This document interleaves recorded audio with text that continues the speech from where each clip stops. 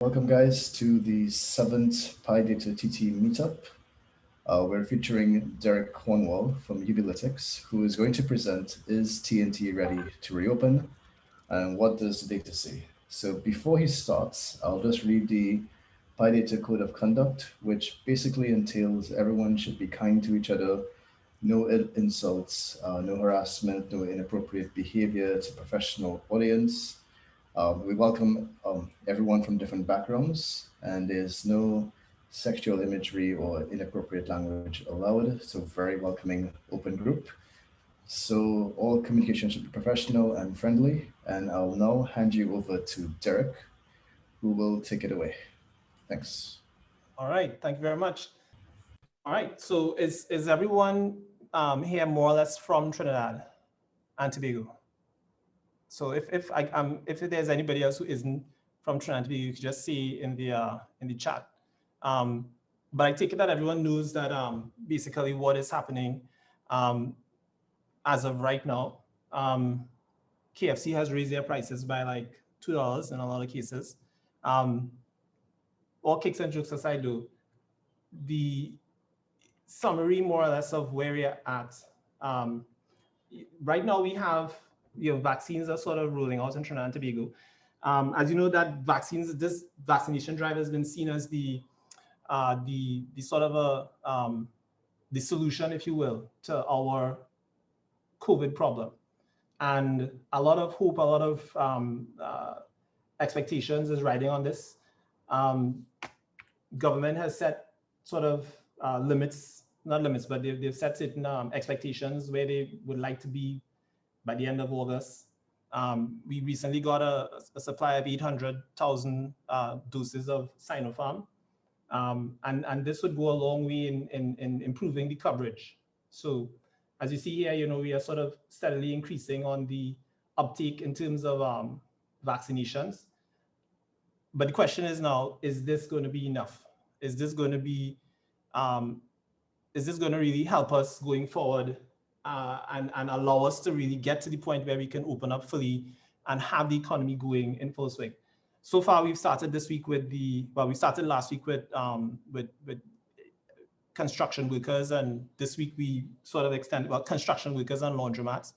And this week we extended that to retail sector. But what is the current state of the pandemic, or the progression rather of the virus in Trinidad? Typically, this is what you would see when that question is asked, and this is the data that's presented at the Ministry of Health during their daily press conference. And this is pretty interesting. This is pretty interesting. For starters, you see that pretty much the majority of the graphic more or less is taken up by data that we are not really interested in, right? Which is 2020. Much of this is like not relevant to what's going on. And the most important part would be behind this sort of a station graphic here. And this has been what has been, this sort of approach has been the default way that government has been presenting the data, right? And you have to ask yourself, like, is there a reason that this is being done? Is there like is there any particular is there a reason that they're doing this? So this is another way of looking at this particular data. Now, this here is supposed to be the date at which people were swabbed, right? So when you have the way tests are reported in Trinidad are conducted, tests are reported 24-hour period. So that is that whatever test results come into the testing, the people that monitor testing, essentially, they report what results they get in a 24-hour period. And this is distinct from the dates in which the specimens would have been taken. That is to say that when people would have actually gone in to get their testings completed, so that's a different data, essentially. That's a different data point, essentially. This graphic here more or less shows, this is what they use to kind of outline the weekly summary. And what this basically shows is that they have not really solved the issue of disaggregating data according to the specimens, because the ministry says that this data is according to the dates that people would have been swabbed, but this is actually the exact this is actually the same data that comes from the weekly reported. So what the ministry is reporting on a daily basis, if you aggregate that, this is what you get.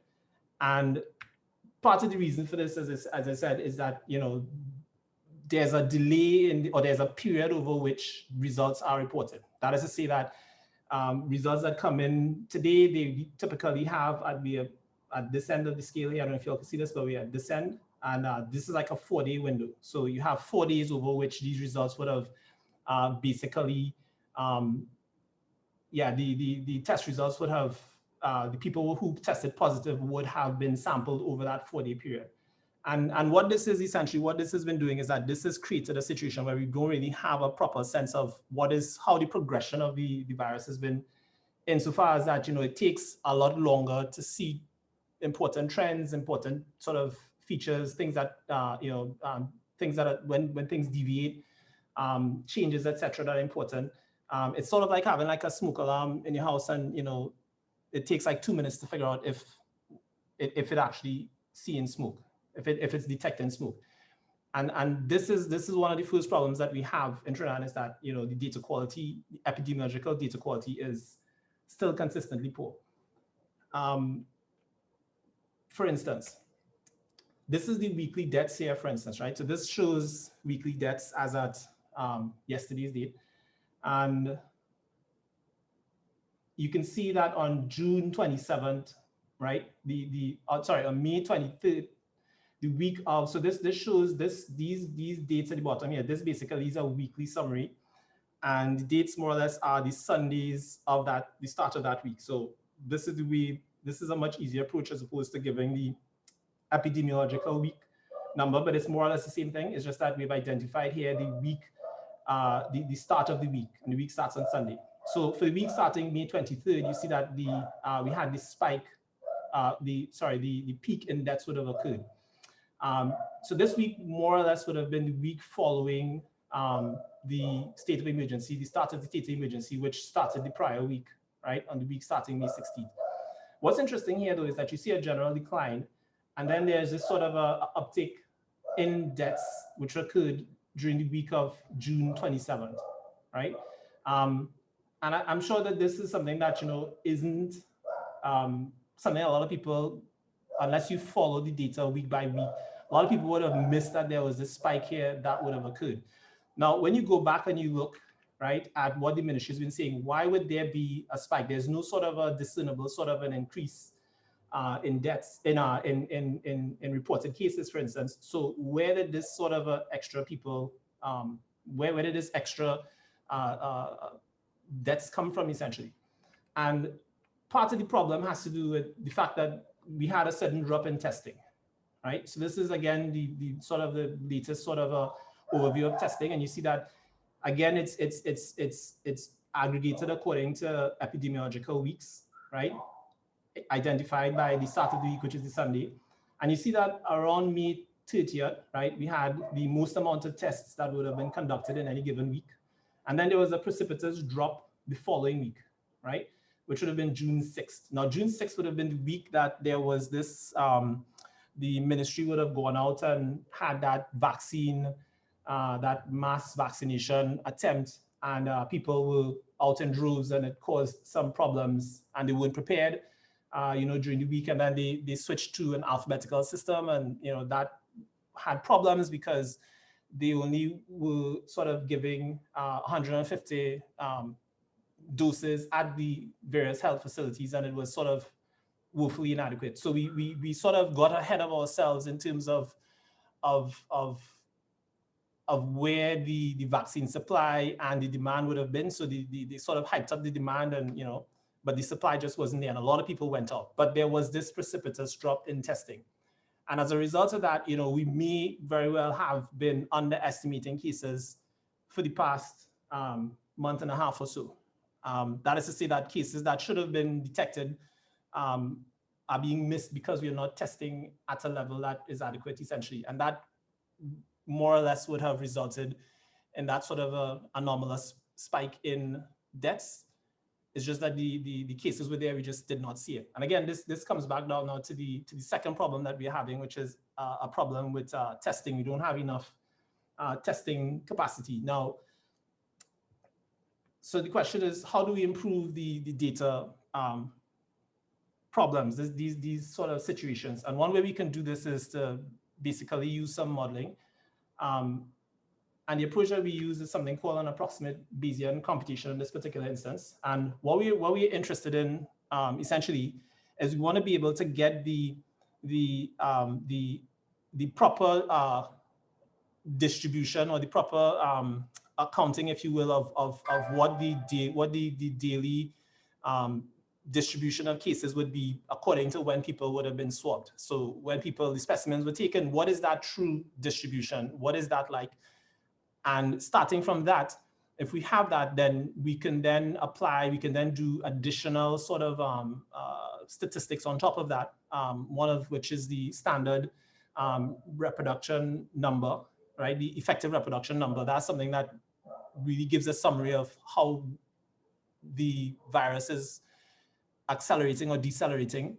And that's really where we want to go to sort of like to get an idea as to what is actually happening here beyond what our daily summaries, our daily counts are telling us. So the approximate Bayesian computation framework, more or less, is a way to sort of like to simulate the likelihood, or it helps you. What you do essentially is that you make a bunch of simulations. So in this particular case, we'd be simulating what we think the actual epidemiologic or the actual time series is for the dates that people were swabbed. And we place on that simulation several constraints. And when you run that 1,000,000 times, you get back, you're able to get back what is called a posterior estimate of the actual number of cases on a given day. So this is what I could explain this to, but this is what the results more or less look like. So compared to the blue here shows the reported cases, and the sort of pink line shows the posterior and the median values for the cases on the dates they were swabbed. So you can see that, like instead of the sort of a plateau that exists in the blue with the reported cases, it's sort of like a flat plateau there. You saw if you look at the pink lines, you see we have like a sort of a sharp peak around the middle of May or thereabout, which would correspond to just around when the state of emergency would have been called. And then we had a sort of a gradual decline, various ups and downs, etc. If we summarize that more or less in terms of weeks, this is what it looks like. So unlike the data that comes from a reported perspective, the data that's reported, when you aggregate that, you see that you have sort of like a flat twin peak around May 9th and May 16th, etc. But this shows that there's like one sort of central peak on the 16th of May, the week of the 16th of May, which is when the state of emergency would have been called. And then we have this sort of a gradual decline.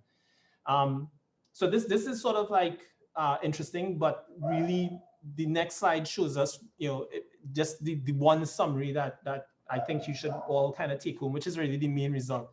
And that would be the effective reproduction number for Trinidad and Tobago. Now, this here essentially, what this shows is that, this is on a weekly aggregated level. And this shows what the average number of cases, the average number of infections that the average number of persons rather that a person who's infected would infect in a given week if the conditions remain the same.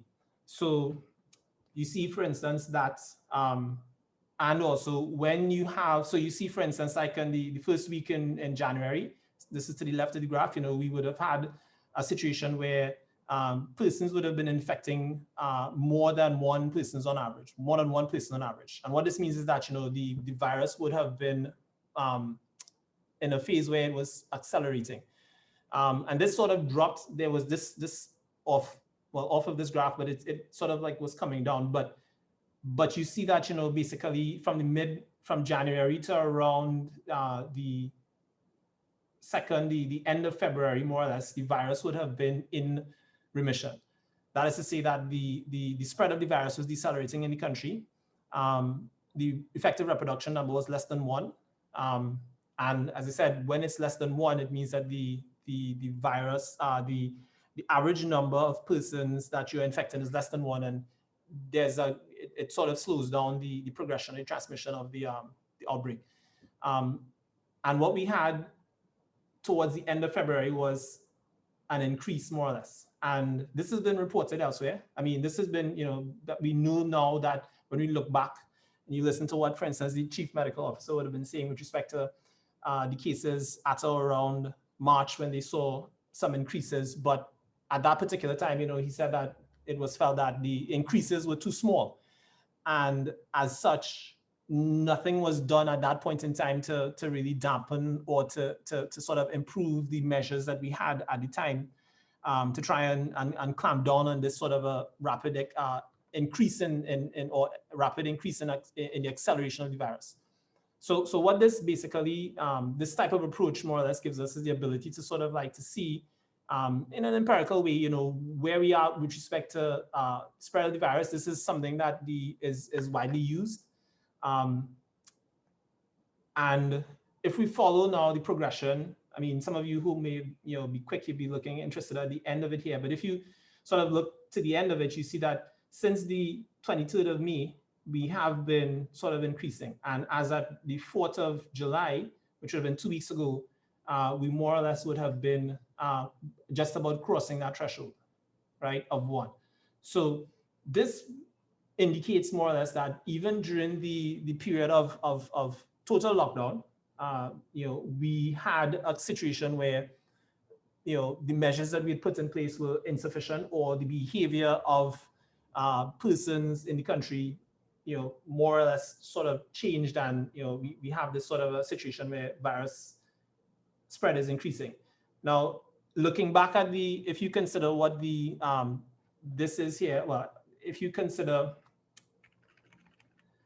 what this basically, this area behind this TTT logo here, more or less, yeah, what we're saying is that this area, which is hidden here, is showing that, you know, in the actual data, this is actually showing an increase.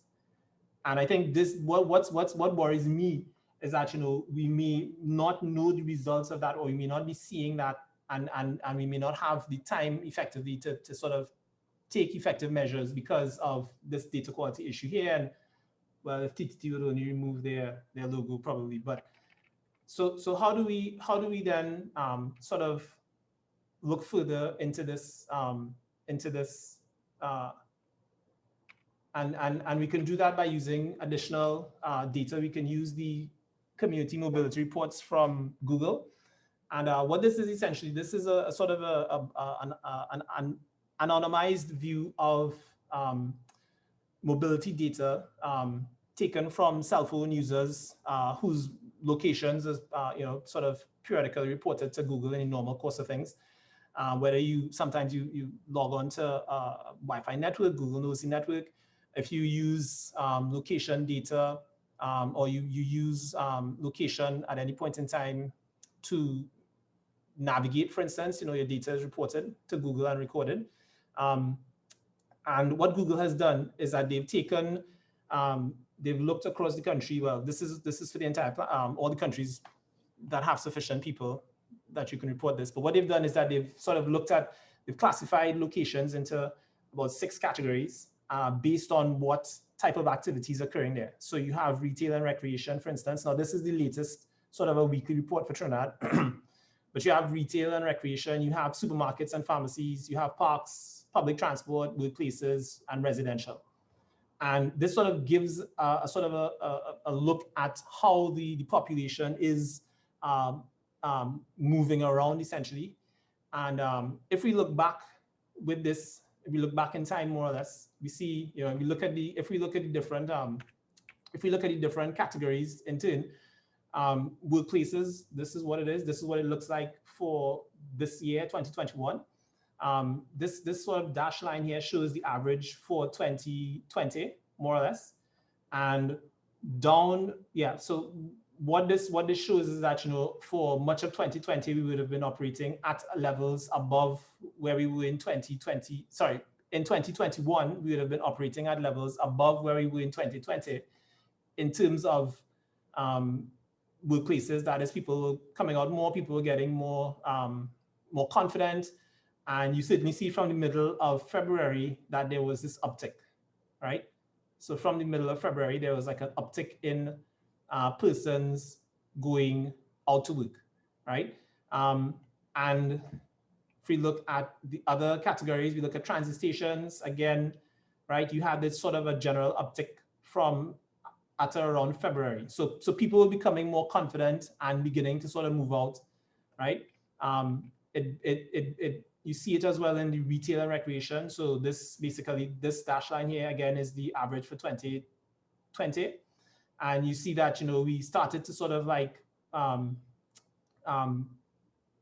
progress to levels of retail activity, etc., recreational activity, from even earlier in this particular instance. You would recall, for instance, like in, at around March, for instance, there was this spike in, people at the end. I think it was the second term, the school term, and that Friday when a lot of people went to Movie Town in Port of Spain, and you had masses of people outside of Movie Town trying to get in to see, I think it was King Kong versus Godzilla,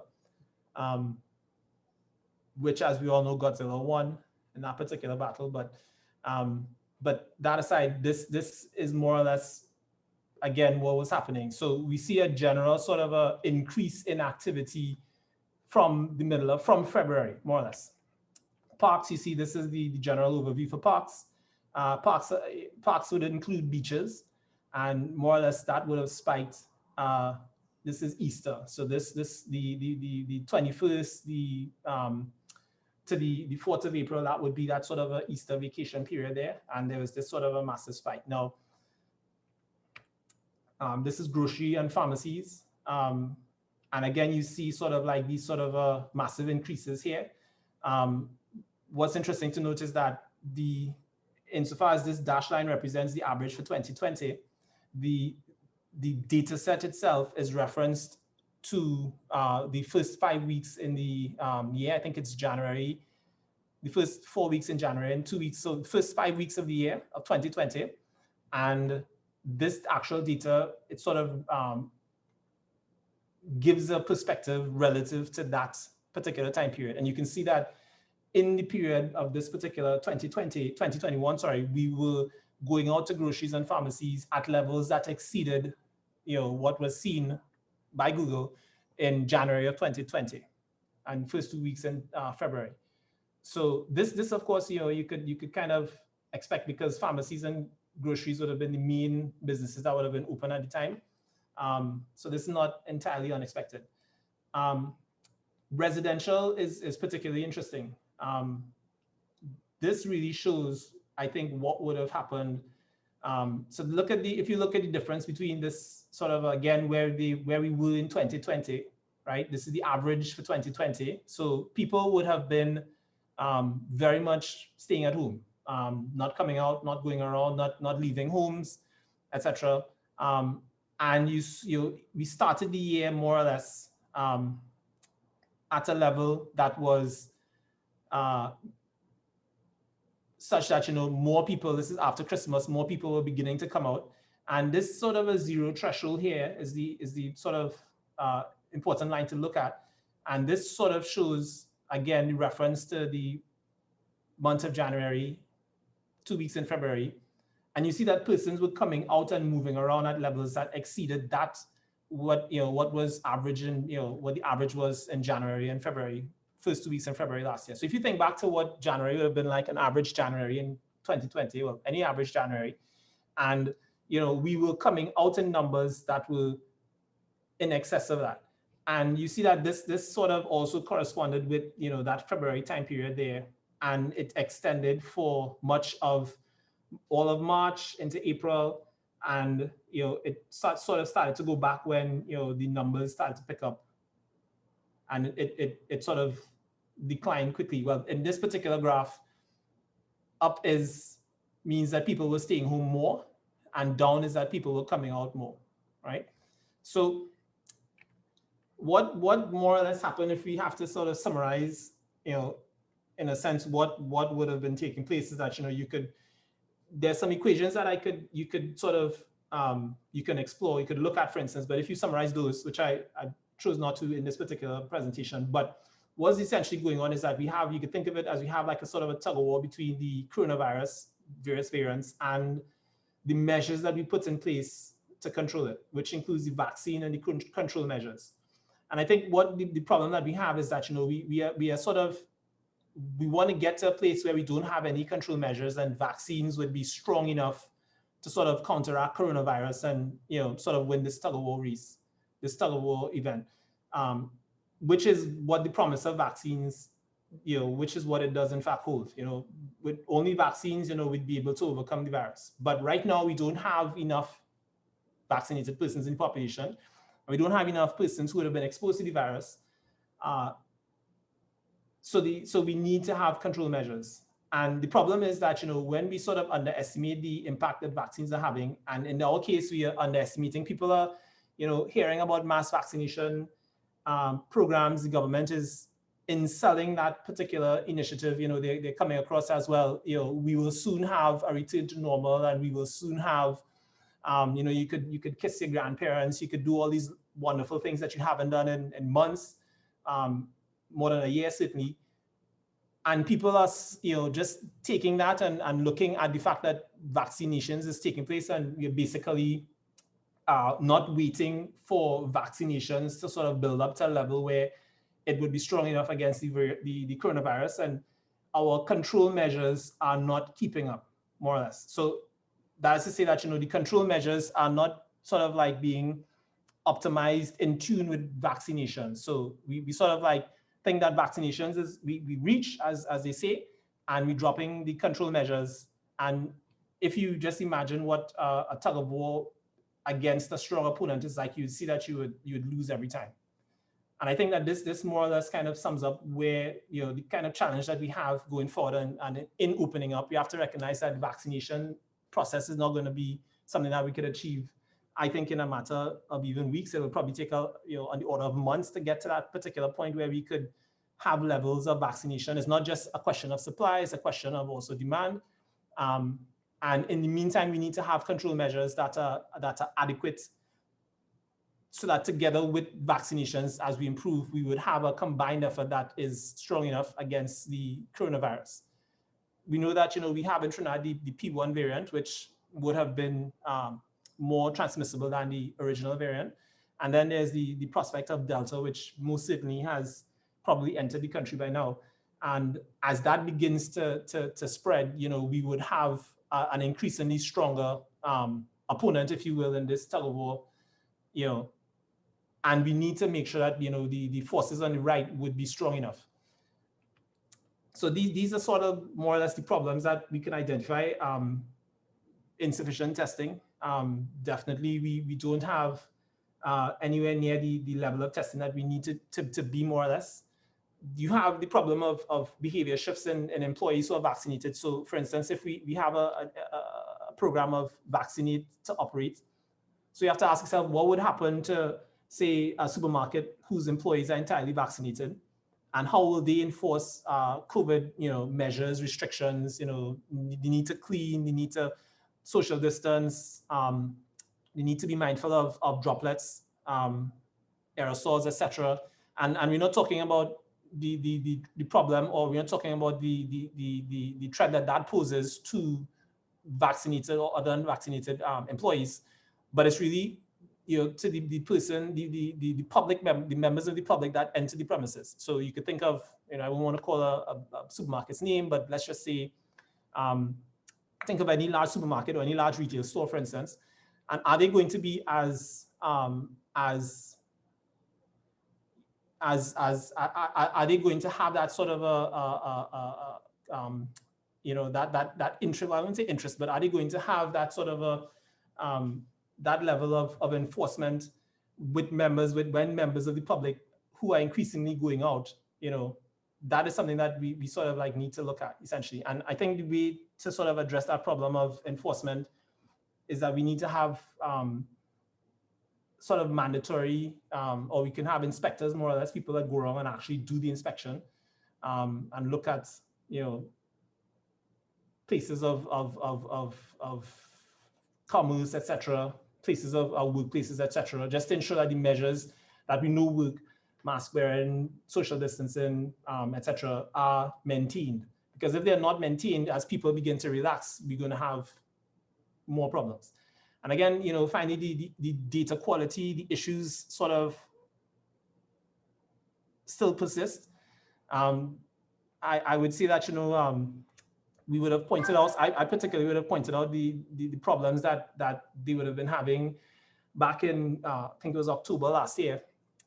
And what the ministry did, rather than sort of correct this problem, is that they started to stop, they stopped releasing the high quality images of the presentation. So they normally release those on Facebook. So when we sort of pointed out to them that, hey, you have this particular problem and you're not getting the data, the data is not what you say it is. They took these sort of regressive steps, which culminates in what you see in the graph there every Saturday and every Monday or Wednesday, where they sort of try to obfuscate the data is not really presented because they know the problems persist. And I guess they sort of, I don't know where they are with respect to that, but these attempts at trying to hide the problem, I think, is part of the problem. So this is something that we need to sort of like embrace, and we need to move past, and it's something that can be solved. So without that, essentially, we more or less driving in the blind. We driving blind, more or less. It's as one sort of expert put it, we're sort of driving, it's like driving a car and you can only look in the rearview mirror. So this is just sort of like a basic overview, some simple summaries, and that more or less concludes what we would want to talk about in this particular presentation.